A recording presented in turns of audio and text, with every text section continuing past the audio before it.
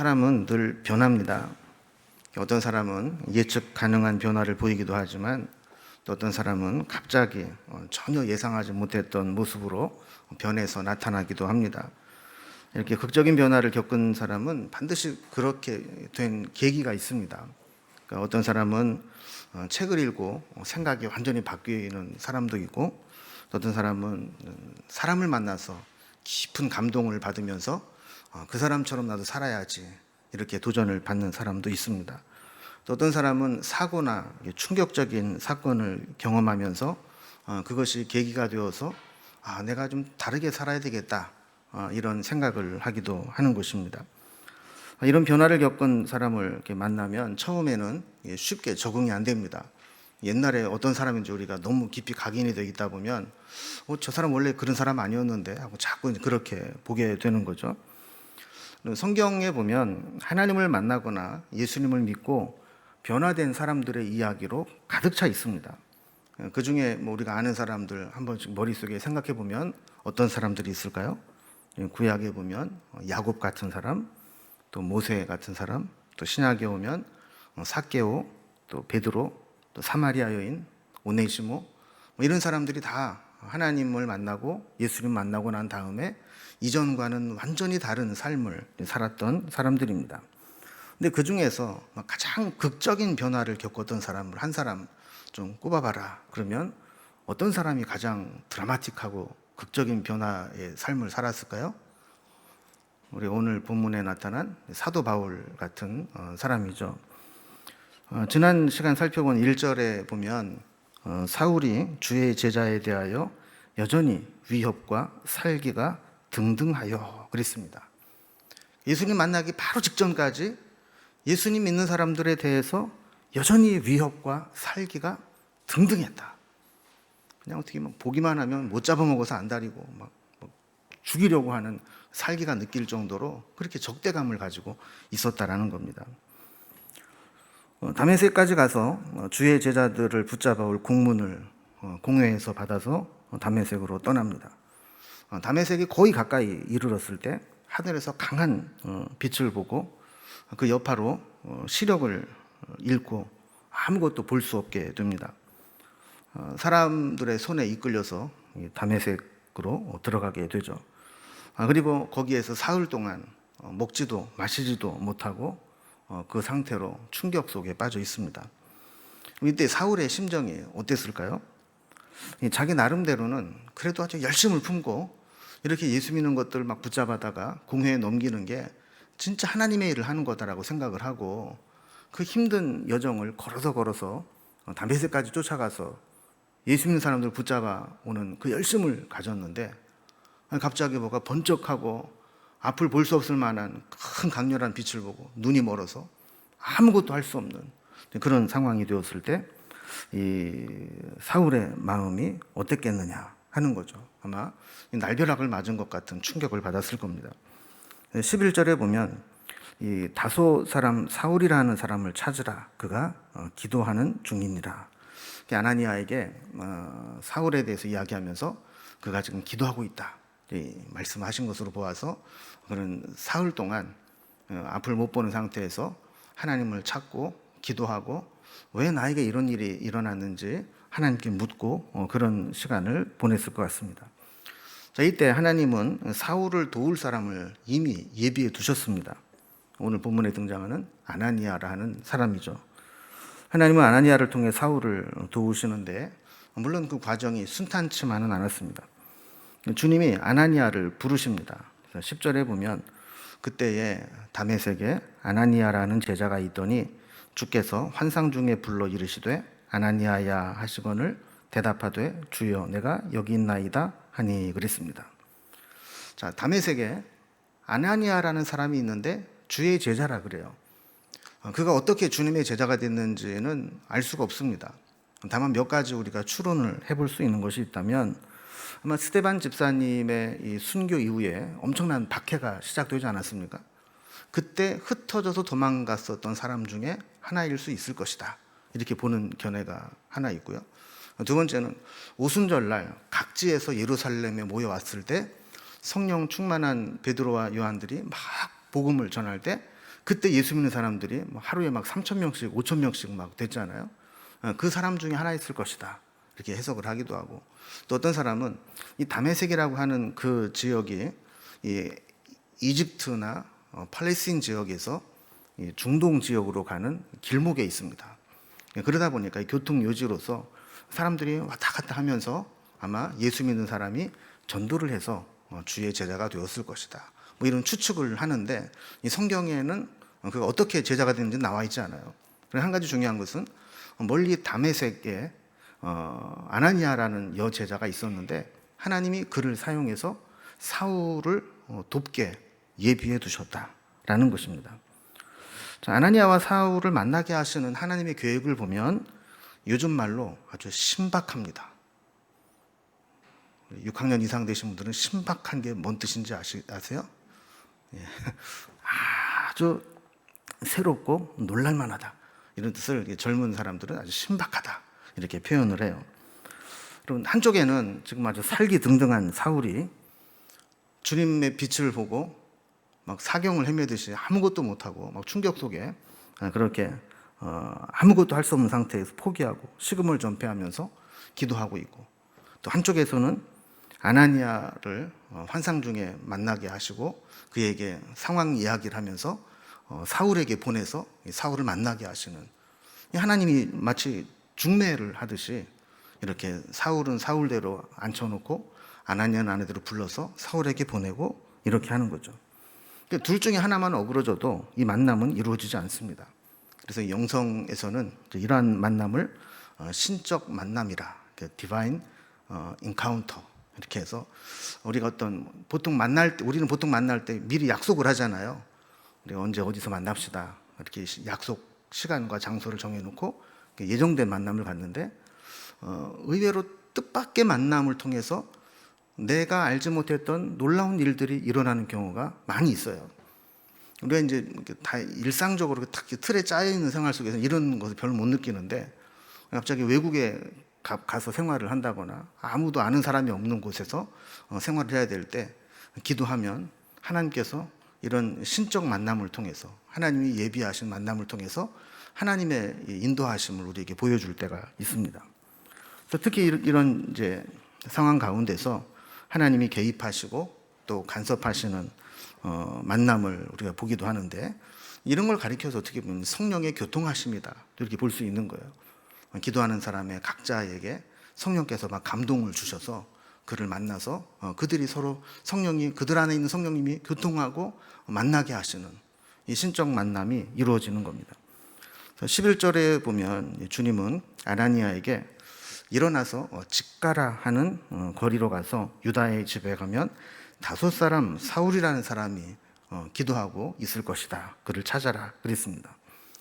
직가라는 이 길은 스트레이트 스트릿이라는 뜻입니다. 똑바로 난 길, 우리로 말하면 이제 신장로, 뭐 이런 뜻이에요. 그래서 이 다메섹이라는 성읍의 이 동서를 가로지르는 약 1600m의 똑바로 세운 그 길을 이제 직가라, 이렇게 부르는 겁니다. 근데 그 길가에 보면 유다라는 사람이 살고 있는 집이 있는데, 아마 그 유다라는 사람이 그 제자들 사이에는 알고 있었던 사람인 것 같아요. 그 집에 가면 이 사울이라는 사람이 기다리고 있을 것이고 기도하면서 있을 테니까 찾아가라, 그런 겁니다.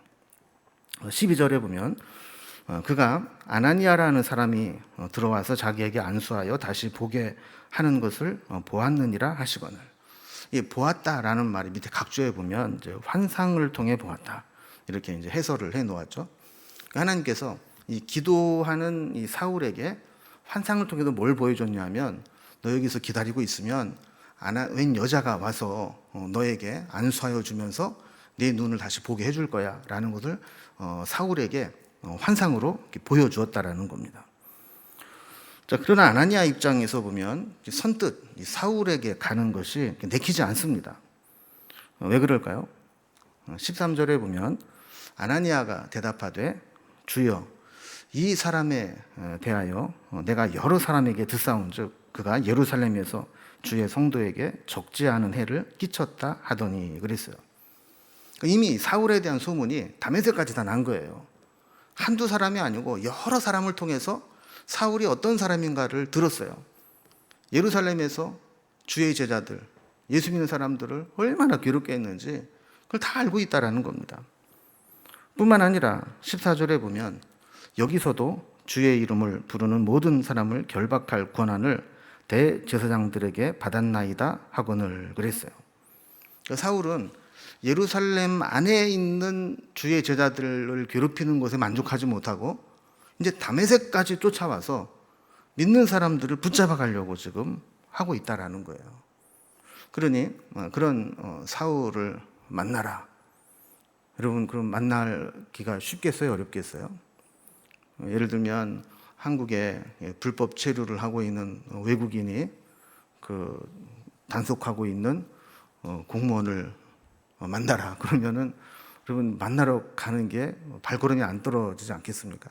그래서 주님, 예루살렘에서 그가 한 일을 여러 사람 통해 들었습니다. 지금 그가 여기까지 온 것도 우리 같은 예수 믿는 사람들을 붙잡아 가려고 온 걸 압니다. 근데 만나라고요? 이렇게 좀 이야기를 하는 거죠. 근데 주님이 밀어붙이시는 거예요. 15절에 보면 주께서 이르시되 가라, 이 사람은 내 이름을 이방인과 임금들과 이스라엘 자손들에게 전하기 위하여 택한 나의 그릇이라 그랬습니다. 여러분, 14절까지 아나니아가 한 말, 그 말은 그때까지 받은 정보로는 맞는 말입니다. 그죠? 사울이 예루살렘에서 박해를 했고 다메섹도 사실 좋은 의도로 온 게 아니고 믿는 사람을 붙잡아 가려고 온 거 맞아요. 그런데 아나니아가 모르는 게 있어요. 오는 과정에 주님이 사울을 어떻게 만지셨는지 그거를 모르고 있는 거예요. 그걸 알려주시는 거죠. 주의 이름으로 이방인과 임금들과 이스라엘 자손을 내게 전하기 위해서 택한 주님의 그릇이 되었다. 이렇게 말씀을 하는 겁니다. 자, 그러면서 또 한 가지 사실을 이야기합니다. 16절에 보면 그가 내 이름을 위하여 얼마나 고난을 받아야 할 것을 내가 그에게 보이리라 하시니 그랬어요. 그러니까 지금까지는 이 사울이 예수 믿는 사람들, 주의 제자들을 괴롭히고 고난을 주는 역할을 했어요. 그런데 앞으로 하나님이 이 사울을 불러서 그에게 하실 일은 주를 위해서 고난받는 일을 하게 하실 거다라는 거예요. 그러니까 절대로 믿는 사람들에게 고난을 주는 일이 아니고 주를 위해서 반대로 고난받는 일을 할 것이니까 걱정하지 말고 그를 찾아가라, 이렇게 말씀을 하는 거죠. 자, 이 말씀을 들은 아나니아가 이제 순종합니다.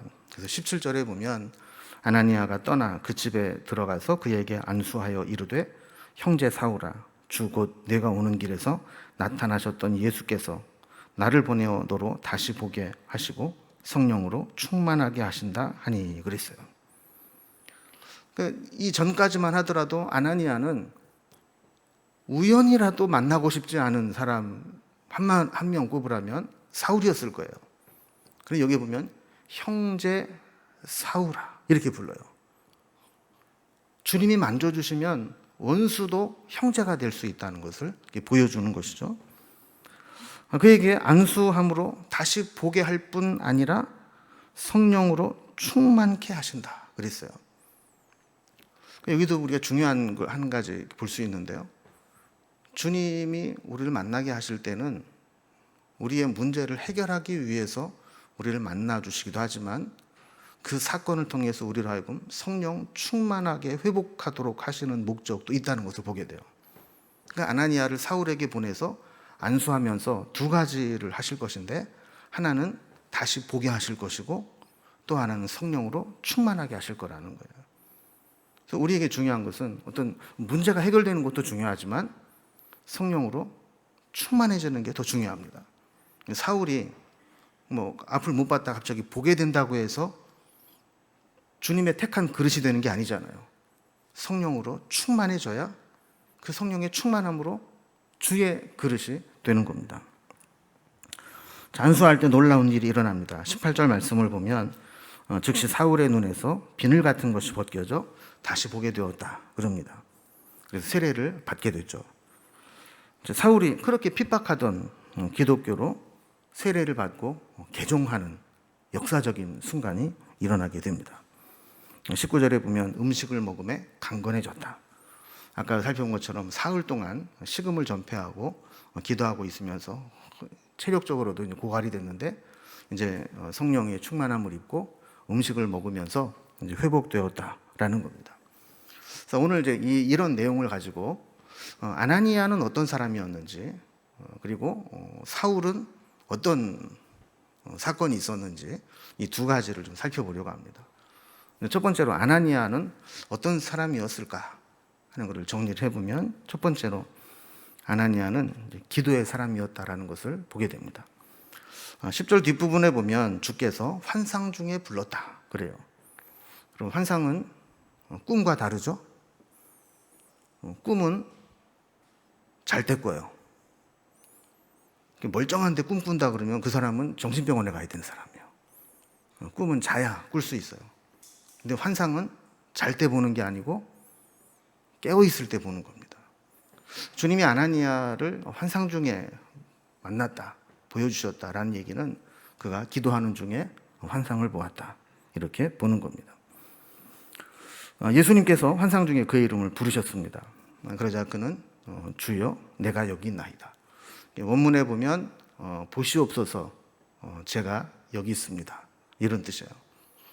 그러니까 주님이 부르실 때 주님 보세요, 저 여기 있어요, 이렇게 즉각적으로 주님께 반응할 수 있었다라는 겁니다.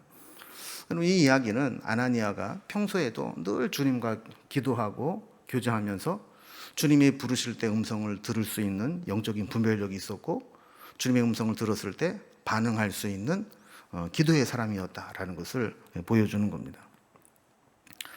그럼 믿음의 사람들에게 가장 중요한 그 가치, 인간의 가치는 우리가 얼마나 많은 것을 가지고 있느냐, 얼마나 학벌이 좋으냐, 얼마나 높은 지위를 가지고 있냐가 아니라 내가 하나님과 어떤 관계를 맺고 있느냐 하는 겁니다.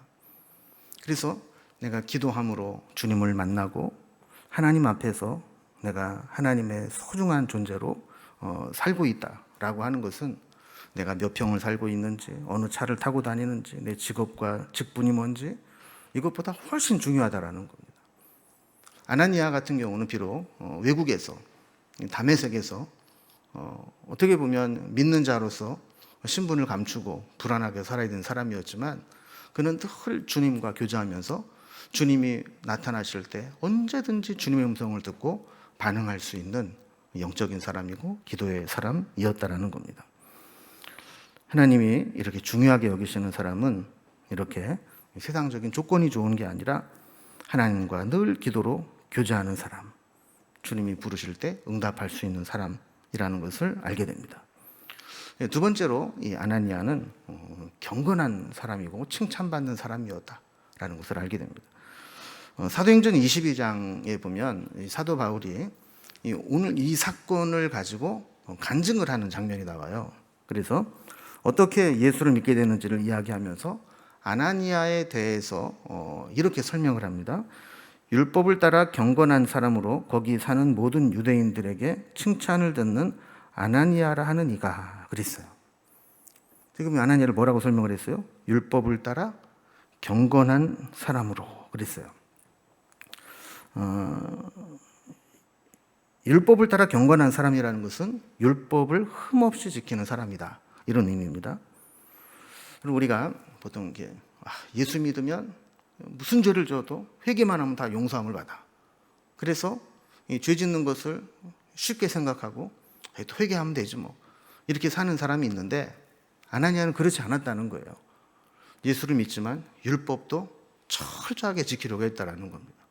말씀대로 살려고 했었다라는 거예요. 그러다 보니까 모든 유대인들에게 칭찬받을 만큼 존경받는 사람이 되었다라는 겁니다. 이렇게 보면 아나니아는 참 하나님 앞에서는 숨겨진 보석과 같은 사람입니다. 사울을 만나서 연관되지 않았더라면 그런 사람이 있었는지조차 모를 그런 사람 아니겠어요? 그런데 이렇게 남모르게 율법을 따라 경건한 사람으로 모든 유대인들에게 칭찬받는 삶을 살게 될 때 이 사울을 돕는 자로 주님이 쓰시는 것을 보게 됩니다.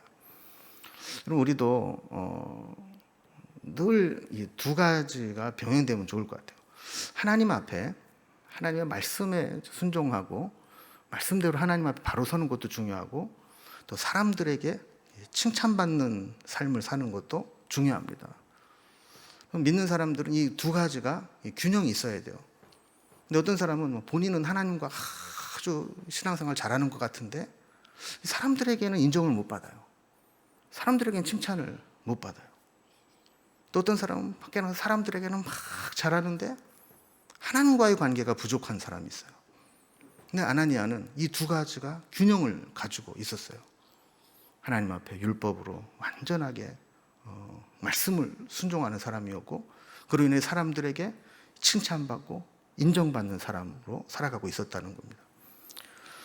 세 번째로 이 아나니아는 주님의 음성에 순종할 줄 아는 사람이었습니다.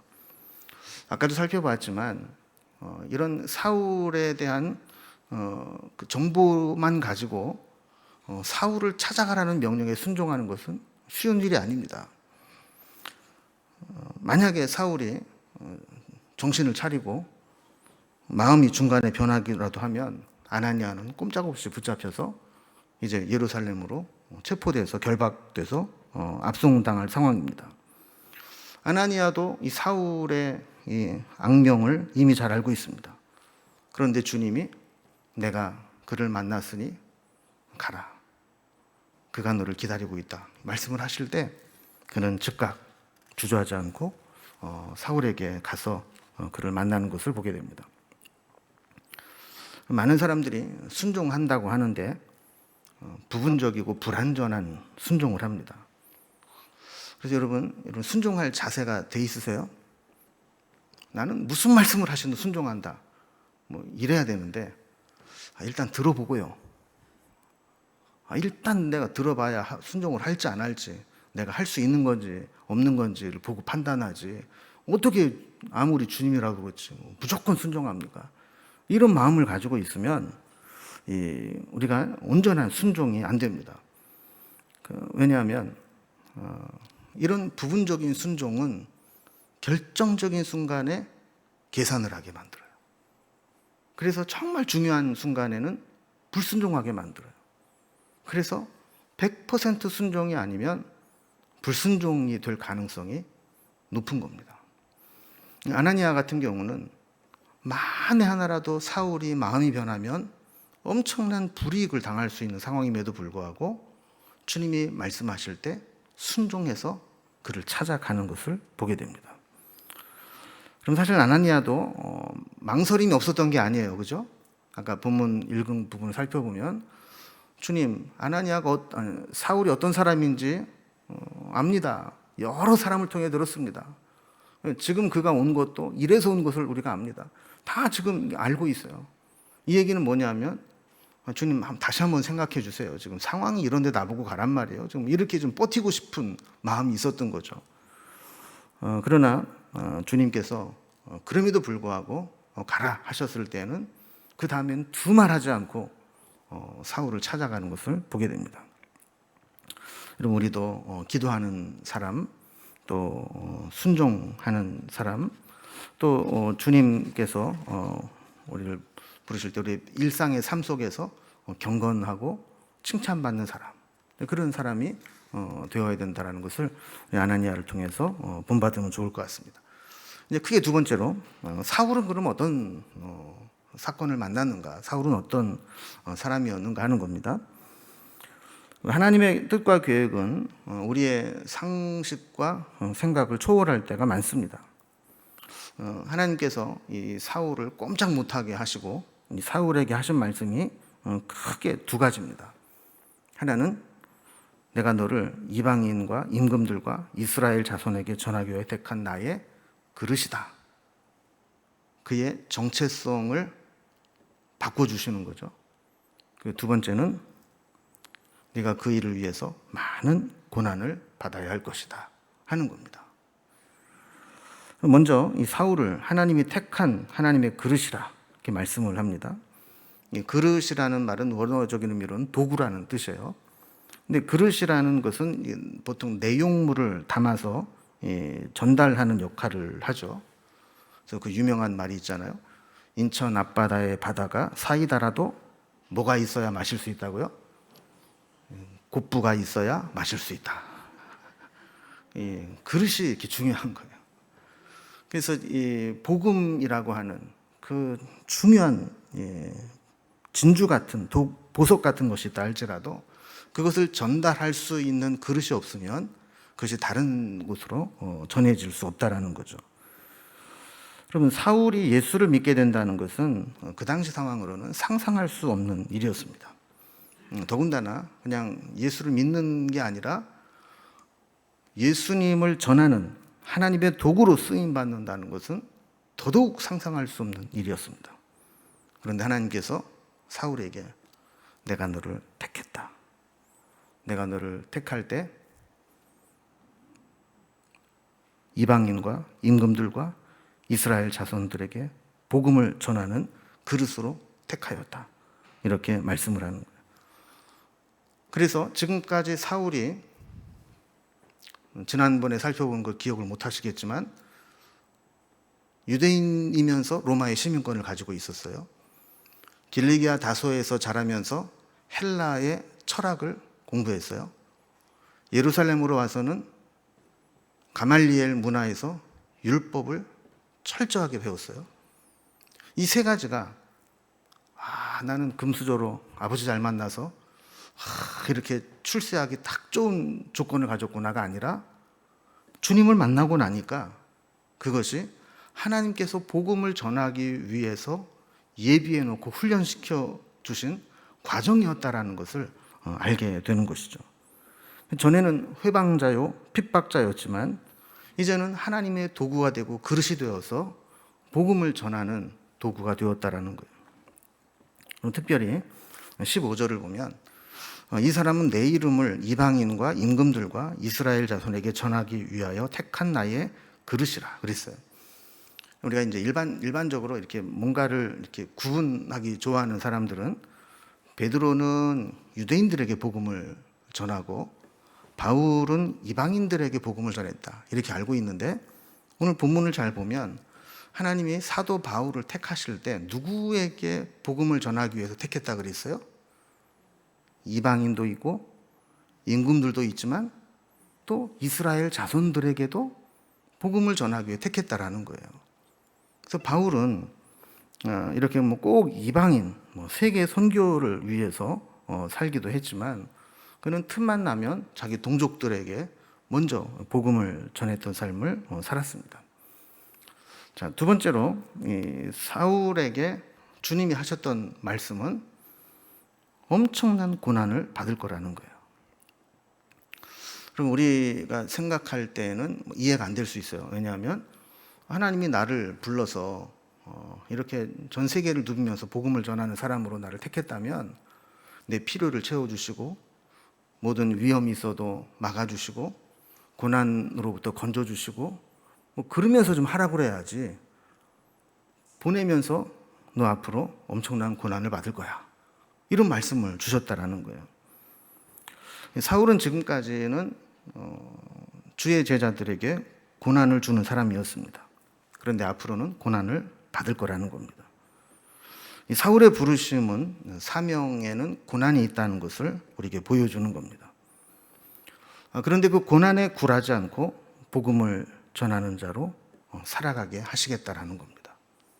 여러분, 여기에 복음의 능력이 있습니다. 그럼 예수 믿고 나면 모든 고난이 없어진다가 아니고 예수를 믿으면 또 다른 사명이 생기고 그 사명을 감당하기 위해서는 고난이 있을 것이지만 하나님께서는 그 고난을 이기도록 힘을 주실 것이다 라는 것이 복음이라는 거죠. 그는 고난을 당할 때마다 아나니아의 기도를 통해서 내가 주님께서 말씀하신 대로 이제는 이런 고난을 받는구나, 내가 감당할 수 있겠구나 라는 걸 느꼈을 것이고, 또 하나는 과거의 자기의 모습이 생각이 났을 거예요. 내가 옛날에 아무것도 모르고 예수 믿는 사람들 그렇게 힘들게 하고 그렇게 고난을 주고 그렇게 붙잡아다가 공회에 넘기고 그랬는데 나는 이런 고난 당해도 싸지. 그러면서 바울은 전에 자기가 했던 그런 일들을 생각하면서 자신에게 주어진 고난을 묵묵히 감당했을 겁니다. 오늘 이제 사울을 통해서 우리가 한번 우리 자신을 한번 돌아봅시다. 사울처럼 우리도 하나님께서 무엇인가에 쓰시기 위해서 그릇으로 우리를 부르셨지 않겠습니까? 그릇을 보니까요, 그릇은 아껴 쓸 일이 없더라고요. 좋은 그릇 아끼고 아껴서 나중에 정말 필요할 때 써야지 그러면 아끼다 똥 된다고. 이 세월이 지나면은 유행도 지나가 버리고 촌스러워서 써보지도 못하고 그냥 뭐 버리게 돼요. 그릇의 사명은 자주 쓰임 받는 데 있습니다. 그러니까 얼마나 이게 화려하냐, 얼마나 비싼 거냐가 중요한 게 아니고 얼마나 주인이 자주 꺼내 쓰느냐, 이게 진짜 좋은 그릇 아니겠습니까? 우리도 마찬가지죠. 보면 어떤 사람은 좀 많은 은사를 받고 또 하나님께서 주시는 것들이 많아서 부러운 사람이 있어요. 그런데 뭘 그렇게 아끼는지 그냥 쓰임받지를 못하는, 아무 소용이 없는 겁니다. 그런데 어떤 사람은 막일의 대가가 있어요. 막일. 뭐 이렇게 특별한 재주는 없는데 항상 보면 뭔가 하고 있어요. 뭔가 부족함을 때우고 있고 뭔가 부족함을 채우고 있는 그런 사람이 있어요. 그럼 하나님께서는 우리를 무엇인가에 쓰시는 그릇으로 우리를 부르신 줄로 믿습니다. 그 그릇 쓰임의 용도에 맞는 그릇이 되는 게 중요한 거예요. 어떤 사람에게는 기도하는 그릇으로 우리를 부르신 사람이 있어요. 그래서 나는 지금 할 수 있는 것도 없고 기운도 없고 그래. 그렇지만 기도의 그릇으로 준비된 분들은 어느 곳에 있든지, 여러분, 기도는 숨만 쉬면 할 수 있는 거 아니에요. 그죠? 숨을 못 쉴 정도다 그러면 기도 못 하죠. 근데 숨을 쉴 수 있는 사람은 기도할 수 있어요. 어디서든지. 그러니까 난 아무것도 없어요. 아무것도 할 수 없어요. 그런 사람은 기도의 그릇으로 쓰임 받으면 돼요.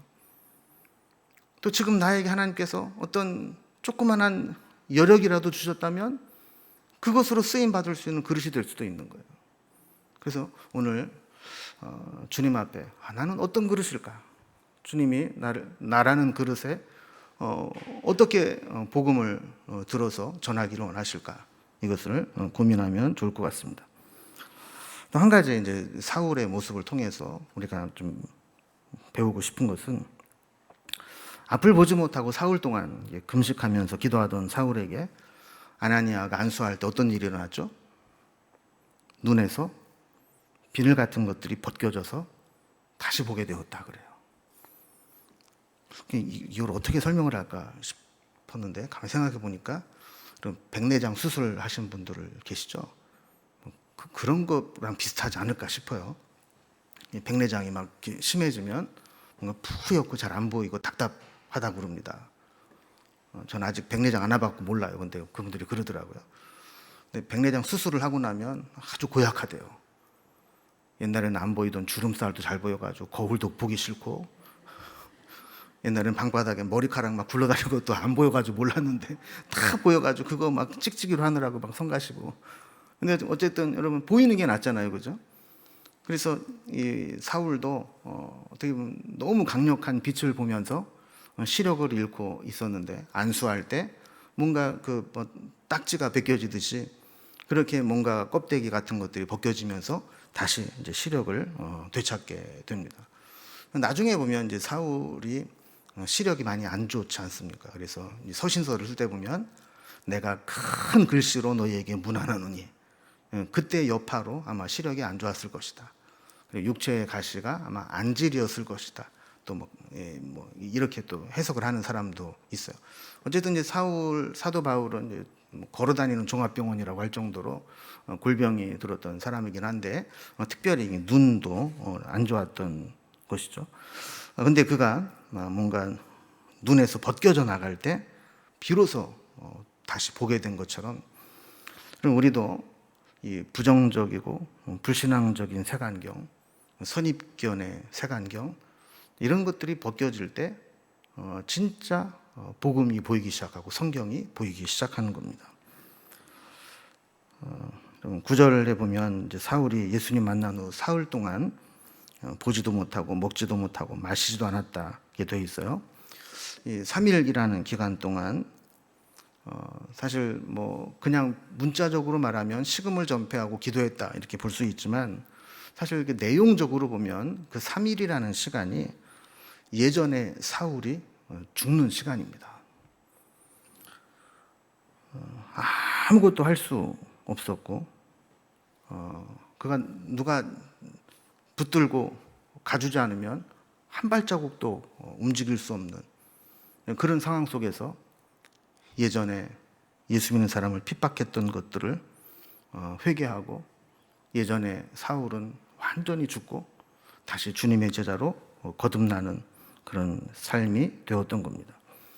그러면 우리에게도 이런 3일이 가끔씩 있어야 돼요. 그래서 자꾸 내가 살아나고, 옛날 내가 살아나서 자꾸 그 혈기가 나오고 육체의 본성이 나오고 이렇게 될 때마다 3일씩 뭐 금식, 요새는 금식하면 안 되죠.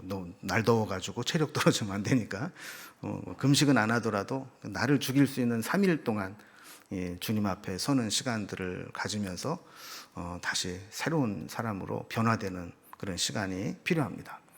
여러분, 아나니아의 모습 그리고 사울의 모습 여러분 기억하면서 오늘 우리에게 필요한 대로 은혜를 붙잡고 살아갈 수 있기를 주님의 이름으로 기원합니다.